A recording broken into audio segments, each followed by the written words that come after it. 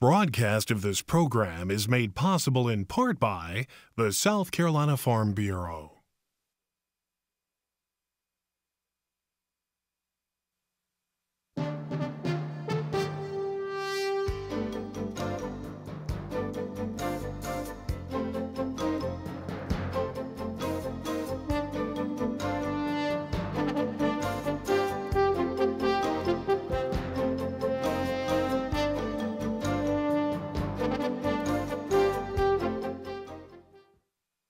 Broadcast of this program is made possible in part by Time Warner Cable.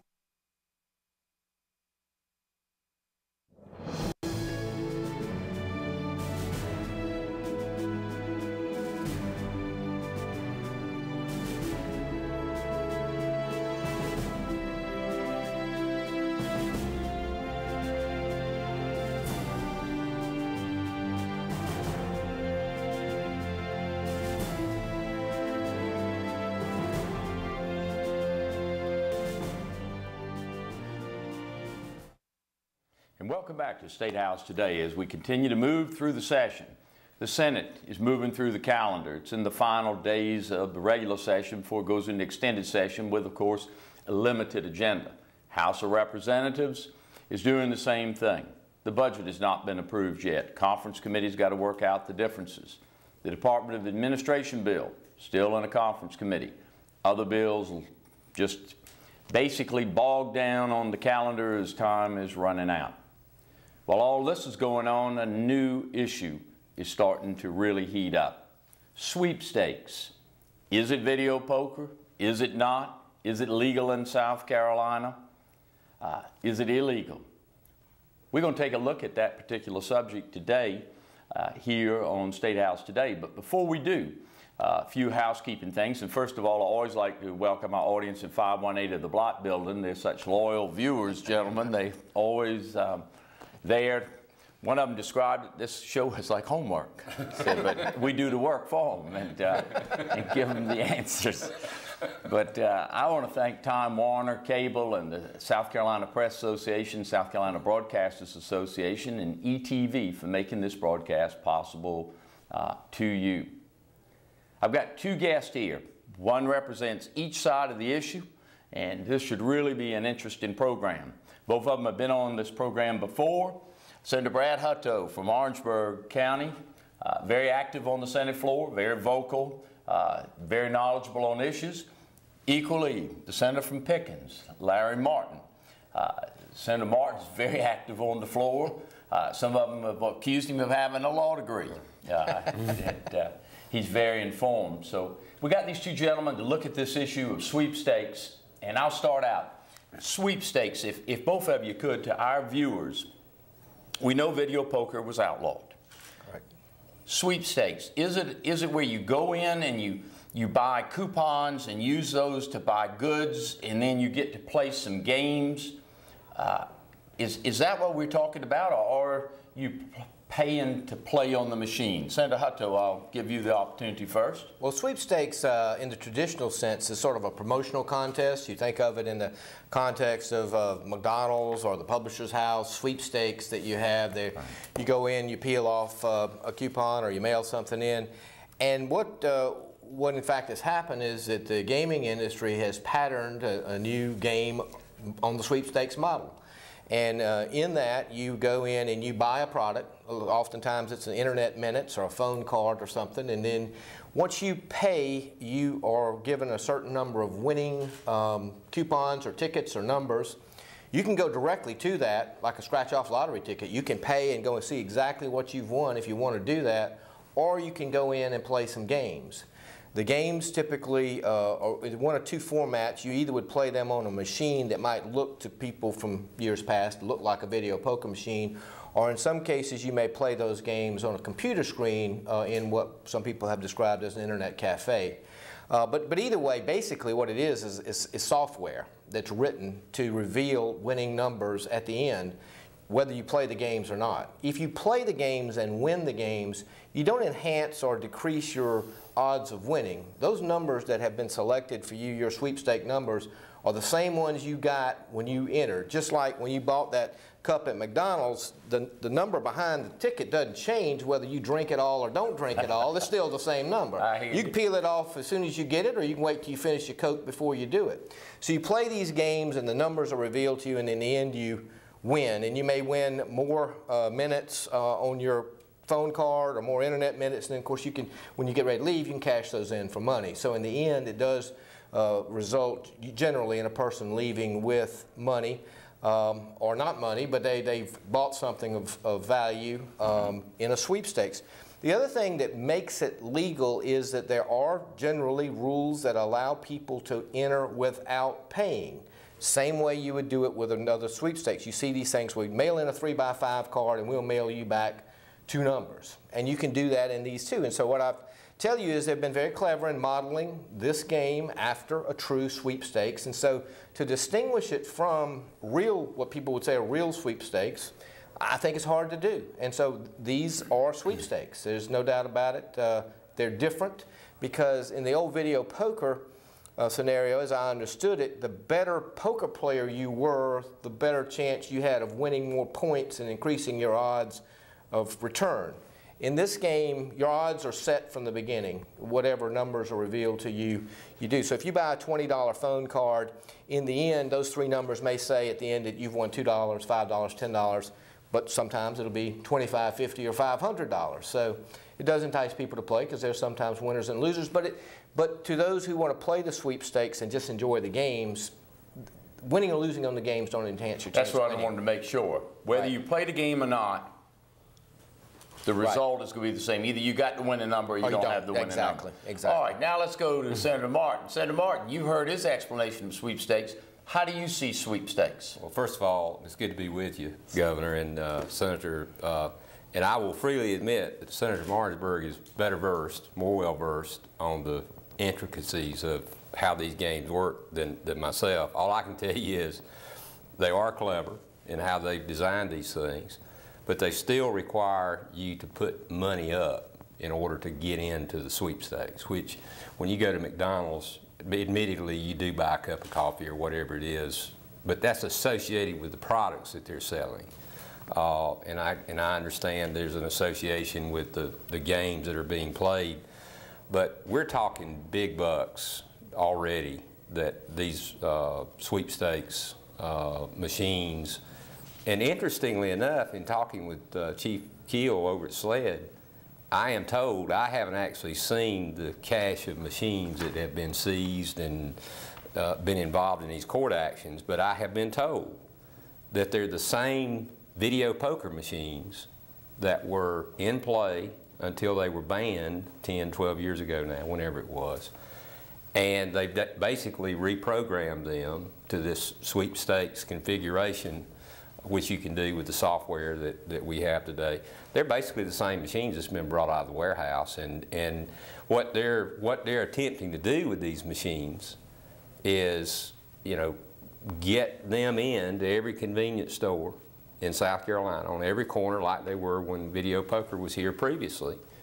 And there's going to be no licensing, no regulation, no nothing associated with them. And it's going to be the Wild West of essentially video poker 2.0. All right, well, let me ask you that, and this, I guess, is a basic question. I'm sitting here looking at that order that was originally in the Court of Common Pleas. I understand it's been vacated, referred back. But in this particular group of machines, you went in and inserted paper money, and you got coupons worth twice the amount that you put into the machine. Then it goes on to say the customer can go online to this website and use these toward the purchase of items.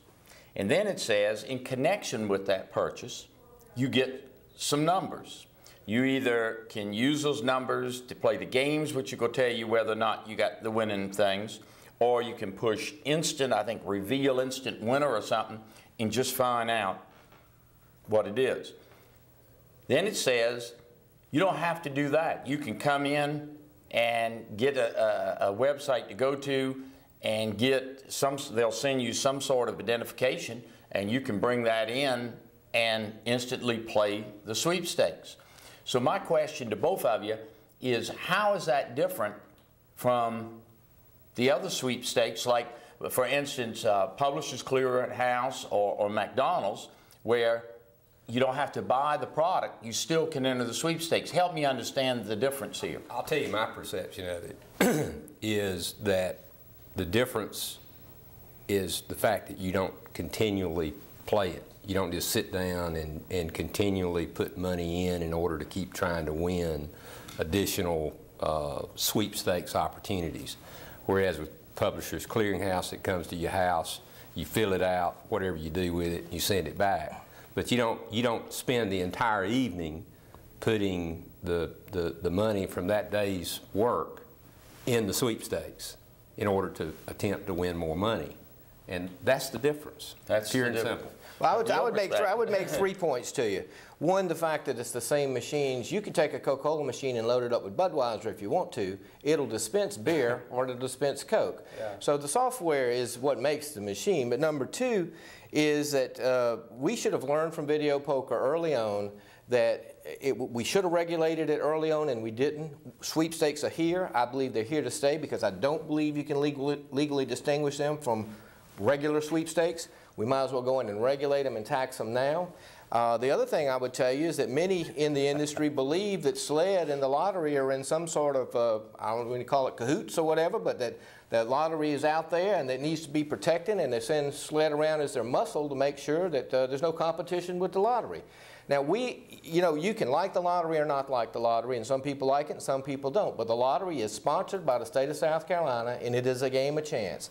And this sweepstakes is not really significantly different than a scratch-off card. You pay, you get the card, you can go instant winner or not. You know, the scratch-off cards they got clever little games on them that you can do tic-tac-toe or whatever to see if you've won, but in the end, whatever was under that card was under that card. Same thing with sweepstakes. When you paid your money and got your prize numbers, whether you were a winner or not a winner was already there. The fact that they allow you to play video poker or Keno or Lotto or whatever games are in the machine, that's recreational. Some people enjoy that. In fact, our polls show that, in fact, most of South Carolinians have no problems with sweepstakes. They do think it ought to be regulated. They don't want casino-type images in the convenience stores, and so we should go in now and say no more than 1 machine here or 2 machines there, and whatever the take is, the state, they've got to pay the state. We might as well go ahead and get with that now. This thought that we're going to ban it is going to lead to litigation, and of course, being an attorney and you being almost an attorney, you know that we aren't usually averse to litigation. We'll be glad to have that for a few years, but in the end, you're not going to be able to ban it because you're not going to be able to distinguish it from what McDonald's, Piggly Wiggly, everybody, all these other sales promotional people are doing with their products. They've been very clever about it. And I will agree with you on the point that litigation is certainly something that's typically associated with this type business. We know from experience, as you've said, that how video poker came into being, and of course the video poker, the General Assembly never set out to have video poker in South Carolina. We all know that. No, it was a crane go pick up a little toy. Oh, yeah. Yes, I remember. And they were basically sued into existence. That's right. And then, of course, the referendum, the famous or infamous now referendum that sued them out of existence. When the Supreme Court ruled on that. But my take on it is that we should have made that a priority this session. You know, had the debate here in the General Assembly. I attempted to do that with a bill I introduced, and a bill that came over from the House.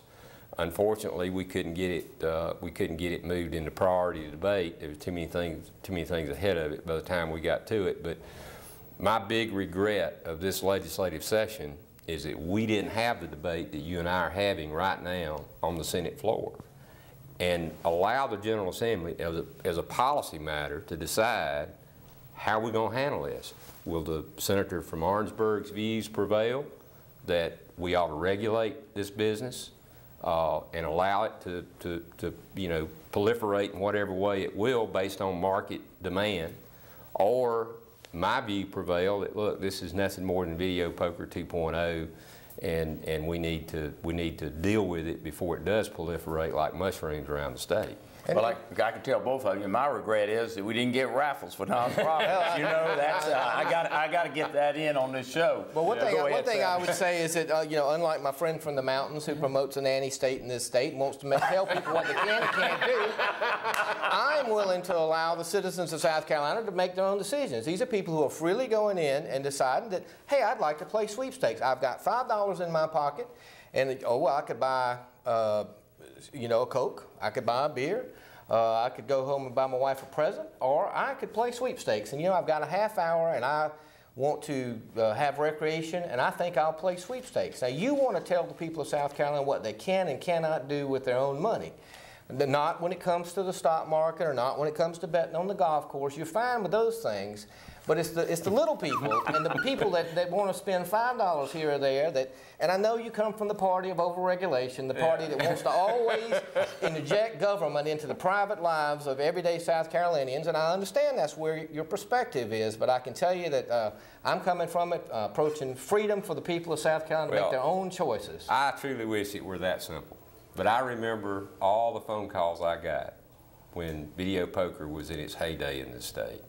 And it wasn't $5 that were being put in because it was unregulated. Well, it was regulated back in those days. That we had a $1,000 or $1,500 license fee. It was regulated in the sense that we had some statutory that had sprung up after the video. We couldn't ban it, so we decided to regulate, or tried to regulate it, and it didn't work. And I remember the calls. If it was $5 that the poor Joe was putting it after working all day, rather than buying a soft drink and a pack of nabs, as we would call it, rather than doing that, putting his $5 in video poker, I wouldn't have a problem with that. They were putting their entire paycheck into it.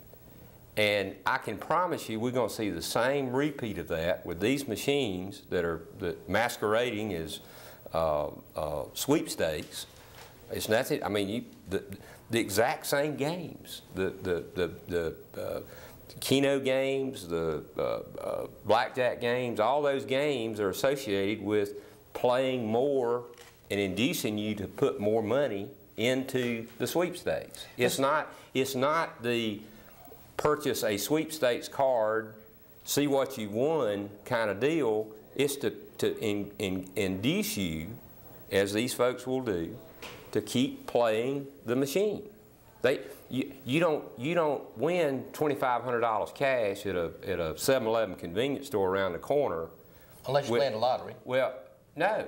I'm talking about, well, and you know, we could talk about the lottery. If you want to talk about the lottery, well, we can, but it seems like you want to support state-sponsored gambling, but you're against free enterprise. No, I didn't free enterprise and the private system out there wanting to create their own system where revisionist history doesn't. Let me tell you, the history books will show you voted for the lottery, and I voted against it. Absolutely, absolutely. But what my point is that I often hear you and others say, we've got to protect private industry from the government, where it's right now on the floor now, and the broadband bill. We cannot have the government doing something.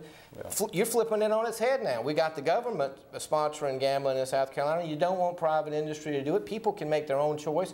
You know what? The guy who's going to spend $5 on the sweepstakes, if you outlaw sweepstakes, will go right over and buy a lottery ticket.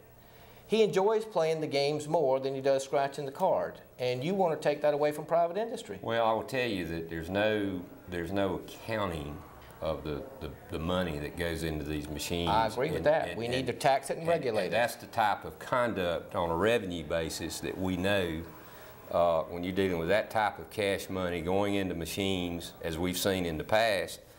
I mean, it's just ripe for all kinds of fraud, failure to pay taxes, all kinds. I mean, we know as a policy matter that doesn't work, and it doesn't work well at all. And you mentioned the lottery. I think from the standpoint of who supported it and all that, we can argue about that all day long. What we do know is that from a policy basis, if you have all this unregulated cash going into these video poker machines, there's no accounting of it. They don't keep track of how much money goes into those machines and how much money comes out. So at the end of the day, nobody knows except the guy that takes the basket out of the internal mechanism of this machine, how much money's actually gone in this thing? And it's all unregulated. As far as the lottery goes, yeah, it's going to hurt the lottery. So are y'all saying that if we regulated it, the sweepstakes would be okay? Or are you saying... All I'm telling you is that we haven't had, and I think Senator Martinsburg would agree with this, we haven't had a policy debate about whether this type of activity, this type of conduct ought to be engaged in, not, you know, from the standpoint of, is this good public policy to have this type of unregulated business proliferating around this state under the guise of a sweepstakes with no accounting of where the money, how much money is going into that pot every day and whose pocket it's going into. But we agree on that. We do agree on that. And I think North Carolina has it now, maybe Georgia, Florida, so it's not like it's going away. I agree that it should be accounted for. The monies should be accounted for. They should pay tax on it like every other small business has to pay tax on their money. If there are abuses, we should do that. But your bill attempts, I understand it, just attempts to ban it. And what I tell you is that in a society where we have ultimate freedoms, you cannot tell people what they can and cannot do, particularly when the state is offering them the same alternative. You know, if we didn't have the lottery, you could say, well, we've just made this policy in this state that we are going to make sure that nobody in this state can play a game of chance. But we know we've got casino boats running off our shores. We got the lottery in every convenience store. Got bingo. We got bingo across this state. I wish we had horse racing here. I think that would be advantageous to this state. You know, we almost had the Catawba Native Americans come down to Santee and open a facility. I think down in Jasper County right now they're looking at a big casino. You're not going to wish gambling away. What you've got to do is educate people as to what is recreation and then what might become addiction. And it can be a problem if somebody gets addicted to gambling. But there are also people that can responsibly play a game, just like they can bet on the golf course or bet in those big Calcutta offshore fishing matches. But see, the price of entry there is you got to have a $200,000 boat. Well, the average South Carolinian doesn't have that. That's right. But he might have $5 to play a sweepstakes. Well, let me tell you what we do have. We have a question from the media. So with that, we'll go for our questions. Sure. Senator Martin, you mentioned the person going and getting that basket out of the machine once the money was put in. Is there a way of legitimately accounting for the amount of money that comes out of every machine? Is it up to that person who owns that machine to tell you? As it is right now, it's up to the person who owns the machine to count it and account for it on a profit and loss basis. But I don't know how you do that. I'm sure there's some software that could possibly do that. But I mean, that's the real problem. I've heard all kinds of you know, anecdotal statements about how much money actually goes into those machines. An average convenience store, you're looking at a couple $1,000s a week. Just on average, what I'm being told. But the important point there is that a lot of these convenience stores are mom and pop operations, and this is the difference between them making a profit at the end of the year. Oh, I don't discount that. I mean, these stores make a decision as to whether to stock Budweiser or Coors. They make a decision whether to have this or to have that, whether to offer the lottery or not. They're not required to offer the lottery in their gas stations. Some do, some don't. If they want to have a sweepstakes machine in there, that's a small business decision that's made sometimes by a chain, but sometimes by a mom and pop. And these people are the backbone of our state as far as employment. They're employing people, and if they have more traffic coming in their convenience store to play sweepstakes and then will turn around and buy a Coke or go ahead and get their gas while they're there, it is very advantageous to small business people in South Carolina.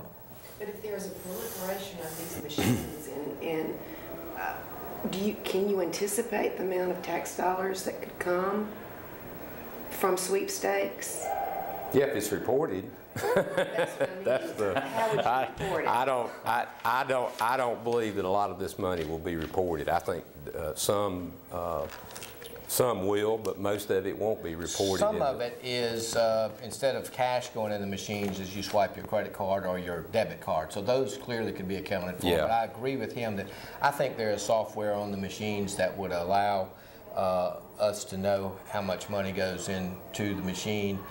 You can make the same argument. How do we know how much money goes into the cash register at the gas station itself? And they obviously are responsible for paying sales tax on that. We have to rely on them, you know, on these owners to honestly report their taxes, and there are severe criminal penalties if they're caught being tax fraud. I remember, and I was in the House at the time, Senator, you probably remember this back in the late 80s, early 90s. There was an effort made to hook up every video poker machine to the Department of Revenue.